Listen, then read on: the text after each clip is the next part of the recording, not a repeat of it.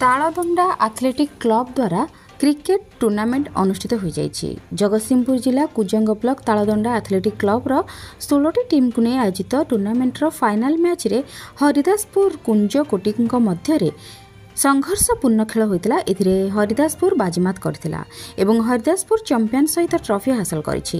एही कुजंग तालदंडा एथलेटिक सब वर्ष भली ए वर्ष मध्य क्रिकेट टूर्नामेंट आयोजन करा जायतिला। आखपाख अंचल बहु दर्शकों को देखा मिलता। एथिरे मुख्य अतिथि भाव जोग देइथिले दिलीप कुमार बेहेरा एवं तपन कुमार त्रिपाठी एवं सरपंच ध्रुव चरण नायक।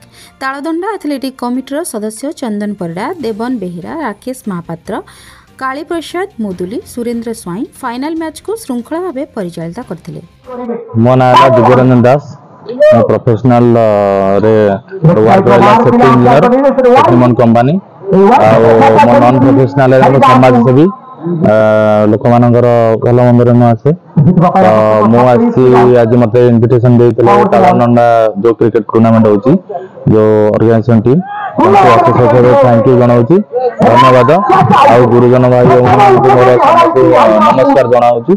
कालीप्रसाद मुदुली आमर आयोजक मंडलीर सदस्य। आमर एठारे तालदंडा एथलेटिक क्लब द्वारा 7म वार्षिक क्रिकेट टूर्नामेंट आयोजित होता। आज तार अंतिम पर्याय एवं फाइनाल फाइनाल को आम 3 मैच विशिष्ट करूँ। जी 2टी मैच जीतब सी चैंपियनशिप नब एवं यही मैच बर्तमान सरी जाइए। हरिदासपुर केन्द्रापड़ार टीम चैंपियन हो जाइए एवं कुंजकोठी रनर्सअप होती।